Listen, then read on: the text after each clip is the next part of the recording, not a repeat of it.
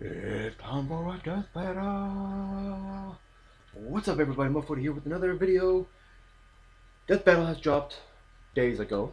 I haven't got a chance to record, but we're here to watch the new Death Battle. This one is the newest one, Scrooge McDuck from DuckTales vs. Shovel Knight.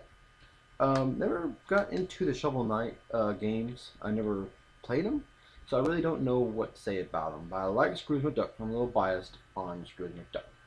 I didn't play the game for the NES. So let's just get into it and see what Boomstick and Wiz has to say.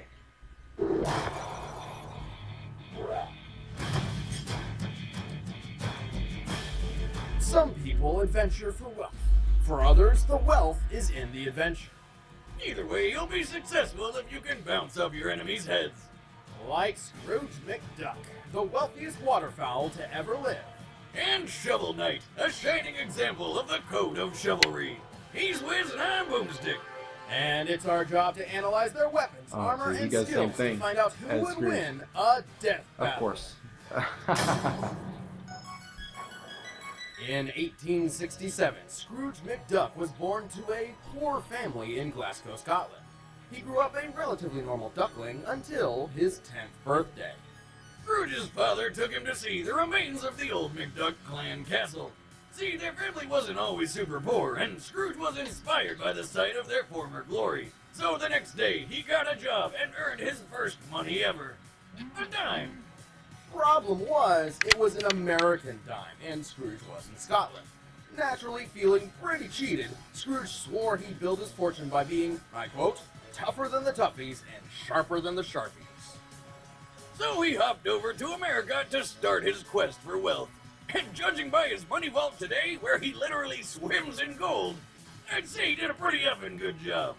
No obstacle was too difficult to keep him from fortune. By my estimations, his entire net worth today rests around $300 quadrillion. Rich as he is, he's got to defend his treasure trove somehow. So this wealthy waterfowl's got more guns than I do. Not to mention the trusty cannons he has hidden around his manor. Haha, nothing like some old-fashioned artillery for home defense. Scrooge also has a number of unorthodox high-tech firearms. Or as normal people call them, laser guns. My favorite is the one that can shoot through solid steel titanium. It's called the Burglar Stunner, but I'm pretty sure that'll do a hell of a lot more than stun you. Well, my favorite would be Scrooge's neutral-friction and anti-inertia rays. By removing a target's natural friction and inertia, these guns can turn a foe so slippery they can't grip anything, or take away all momentum from that foe's movement and weight.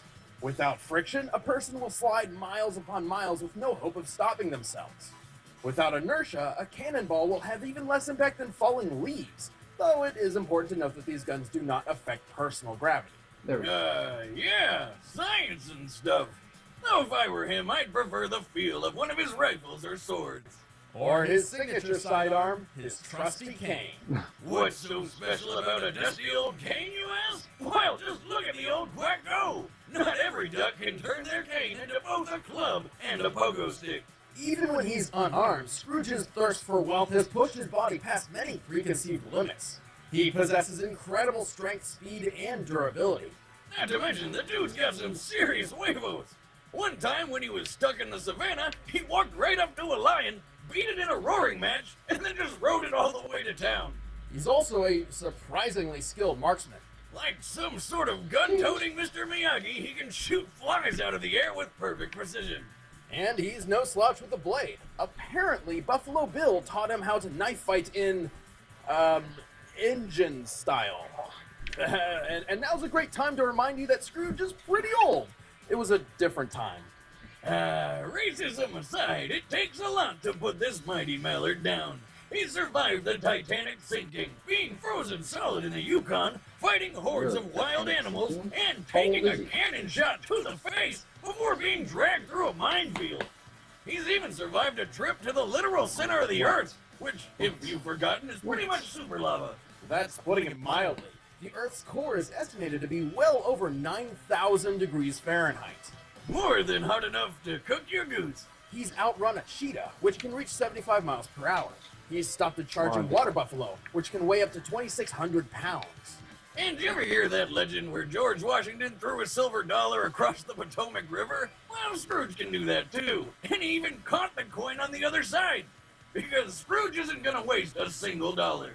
Seems pretty impressive, but Scrooge has some massively problematic flaws. Least of all is his age. He's 150 years old.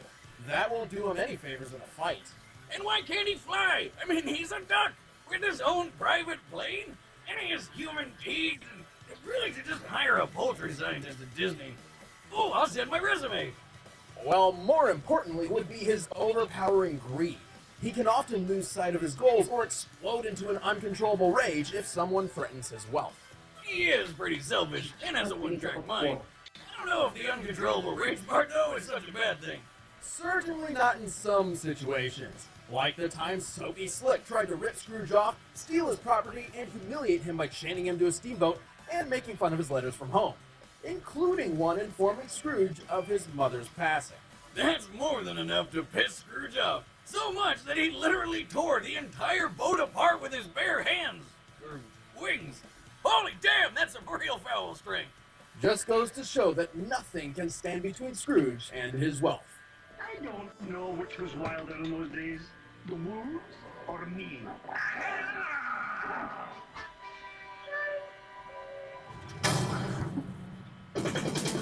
A long time ago, the world was wild, and adventurers roamed the land. The most famous of whom were partners Shield Knight and Shovel Knight. You can tell how good they are by the giant piles of loot behind them. Shovel Knight and Shield Knight traveled together, and they were the stuff of legend. That is, until the Tower of Fate. Once inside, a cursed amulet knocked Shovel Knight out cold. When he woke up, Shield Knight was gone and the tower was sealed shut. And boy, did that bum him out. So, like all depressed heroes, he abandoned everything and went to the wilderness to do a bunch of farming and most likely drinking. Soon after he retired, an evil woman called the Enchantress took power, along with a group of villainous knights known as the Order of No Quarter. Ah, get it? It's funny. So, maybe retiring wasn't the most responsible idea.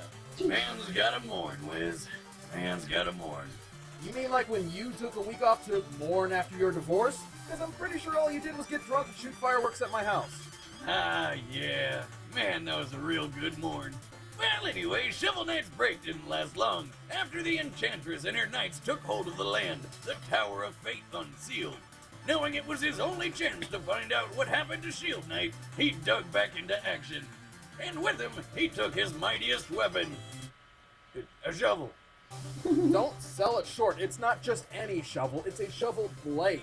And thanks to its surprisingly versatile nature, it can slash through anything from rats to... Holy crap! Did he just kill a dragon with that thing?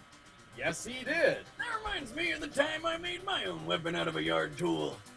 I miss my rake blade, but everyone got really confused and offended whenever I yelled my catchphrase, "Prepare to get raked!"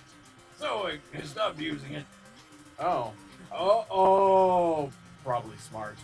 Well, thanks to the Shovel Blade's unique attributes, Shovel Knight has a repertoire of deadly attacks, his signature being the Shovel Drop. This deadly downward drop allows him to dig into his enemies, pogo stick style. Now, where have I seen that before? He also has a charge attack that, when unleashed, does massive damage and can even penetrate armor. If his enemy is more than a scoop's reach away, he can strike the earth to fire a dangerous spark that travels along the ground. You know what else it's good for?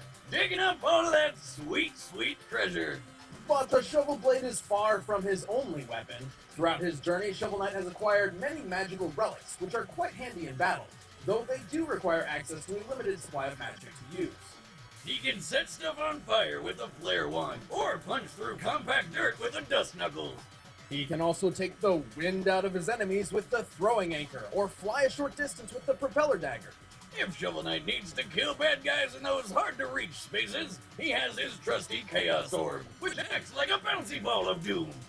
He also possesses the Mobile Gear, a mechanism which allows him to traverse dangerous terrain such as spikes and small gaps with ease.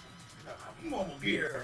But my favorite relic is the War Horn, which is kind of like the Horn of Gondor, but it makes people explode. Shovel Knight carries a few defensive relics as well. Yeah, like those sweet fish goblets. You mean the Truple Chalices. These special liquid receptacles can carry ichors, substances which, when drunk, provide certain benefits to Shovel Knight. Most notably, the Ichor of Renewal, which fully restores his health and magic. And how do you get such a useful liquid? From a bunch of fish that perform an interpretive dance and spit in your cup. It's dinner and a show. Last but not least is the Phase Locket. This relic allows Shovel Knight to pass through his enemies and even grants him temporary invincibility while under its effect. Like all good knights, our shovel-wielding friend protects himself with a suit of shining armor. Actually, he's got a few of them. His most capable all-around set is the Dynamo Mail. Along with providing the kind of defense you need for fighting the forces of evil, it has an added bonus. Hitting just about anything with his shovel drop builds up a powerful charge attack. Normally, a large suit of armor comes with a lot of extra weight, but Shovel Knight doesn't let that slow him down. Even in full plates, our delving hero seemingly never tires and is agile enough to dodge everything from cannonballs to leaning fire. more on Shovel Knight. Actually, the weight is more of a bonus since his attack of choice is bouncing on heads. Where's math that? On it, comparing his height to these doors, Shovel Knight appears to be about 4 feet 6 inches tall. Given his broad physique, he likely weighs approximately 100 pounds at most. In the 14th century, a knight's plate armor for combat typically weighed about 60 pounds. Scaling to Shovel Knight's height, his armor likely weighs 50 pounds. Including the 5-pound shovel, he must drop with a force of over 6,700 joules of kinetic energy. In comparison, Mike Tyson can punch with up to 1,600 joules, and has knocked out 44 people in the ring. And Shovel Knight's striking power is over 4 times stronger than that. Are you serious? Good job! No wonder Shovel Knight was able to take down the entire Order of No Quarter, including a giant steampunk mech and the Enchantress herself. And Kratos? He's also stubborn enough to hold his breath underwater for an impressively indefinite amount of time. And he even held his own against the Battletoads and Kratos, the upcoming god of war. What the hell? Really? That's awesome! Wait, If you what? sell enough games, you can get anybody. But even after all that, Shovel Knight doesn't seem the most intelligent warrior. After all, the only reason he gave up on Shield Knight for so long is because he just assumed she was dead. Still, he's one deadly warrior who isn't afraid to put his enemies 6 feet under. You know, because he digs holes and stuff.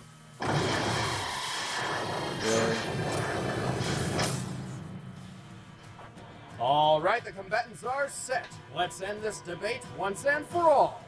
But first, I've got some free food for you. Free food.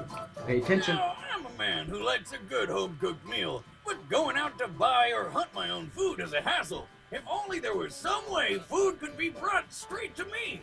Good news, Boomstick. Introducing Blue Apron, the #1 fresh food delivery service in the country. Using only the freshest ingredients, Blue Apron delivers a kit of ready-to-cook meals straight to your door, along with easy-to-follow instructions. Plus, the ingredients are perfectly proportioned, so it cuts down on waste and you know you're using the right amount. On top of that, you can log into their website and select the upcoming meals that sound good to you, like the spicy shrimp coconut curry with cabbage and rice. Plus, it does feel rewarding cooking new and exciting meals right in your own home. But don't just take our word for it. We want you to try it. Because you're watching Death Battle, you can get 3 meals free with free shipping by heading to blueapron.com/battle. That look good. Seriously, you will love how good it feels and tastes to create incredible home-cooked meals with Blue Apron. So don't wait. That's blueapron.com/battle. But right now, it's time for a Death Battle! I'm leaning on Shovel Knight.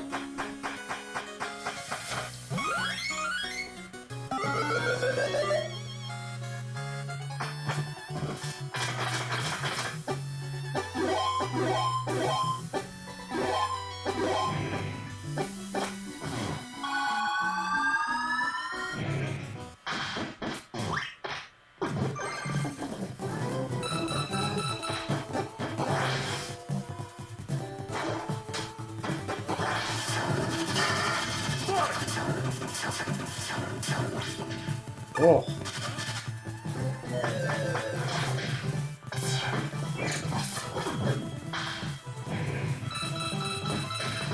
Contra?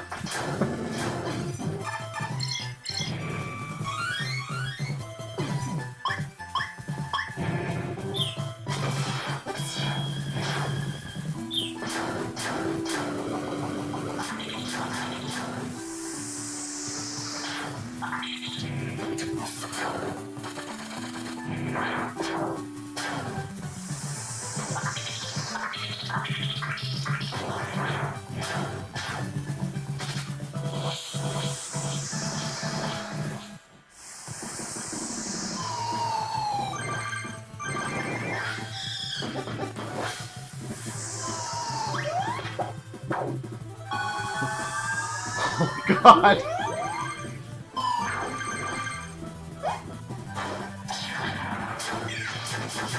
Oh. Oh. No.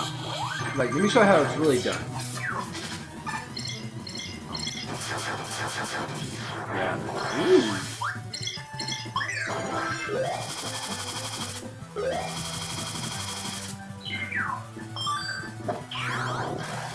Animation's pretty good. Oh God.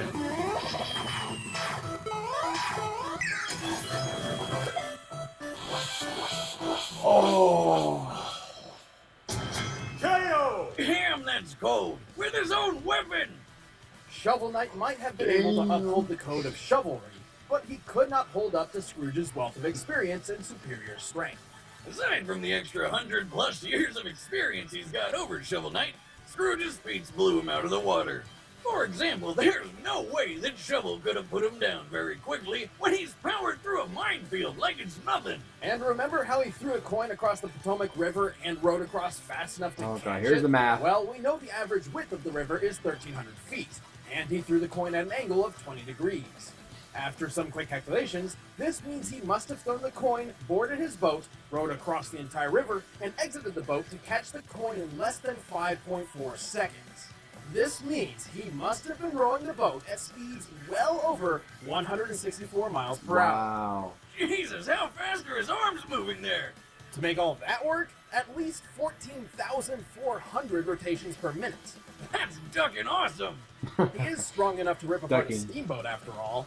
But regardless of Scrooge's power, Shovel Knight had very little options to defend against the Duck's wackier, physics-breaking weaponry. Those that could buy him some time could only last for so long due to his limited supply of magic.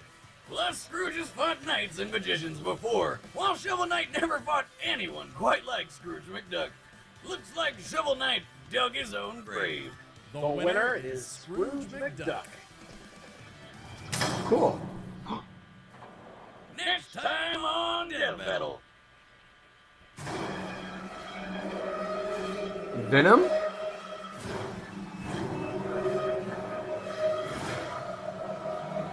Okay. Okay. Venom.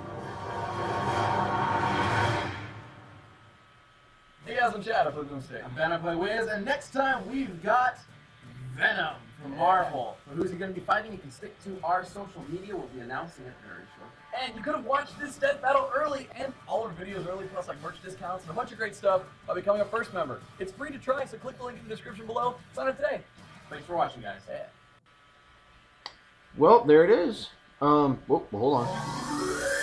Whoop, not Team Fish Knuckles. Just, Death Battle. Well, that's it. Wow. So my guess was wrong, but my heart was in it for, because I was wanting Scrooge McDuck from the beginning, so. But I guess I didn't pay a little more close attention to Scrooge's bio. But that was a good way to kill Shovel Knight. Come up with his own shovel. When I saw it go to the ground and Scrooge picks it up, I'm like, oh my gosh, he's going to use it against him. Sure enough, he did. That was a good one. I cannot wait for the next one. Venom. Who do you think is going to be facing Venom? Put it down in the comments down below. Tell me what you think it is. Who you think it is.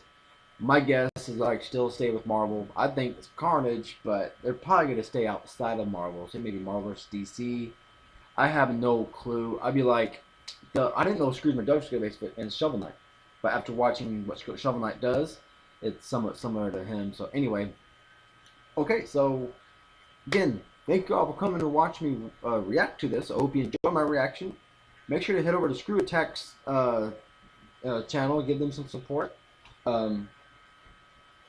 Also, subscribe to them if you have not done so. If you enjoyed my reaction, hit the like button down below. Also, hit the subscribe button down here to subscribe to more of my channels. More of my videos, excuse me. Hopefully I don't get a strike on this. Last time I did a reaction, I uploaded it. It was hit by Disney. So, let's hope Disney doesn't hit hard on Scrooge's thing. Anyway, Like, subscribe, comment down below. Until then, next time, I'll see you all in the next episode of Mo40. Be good, stay behave.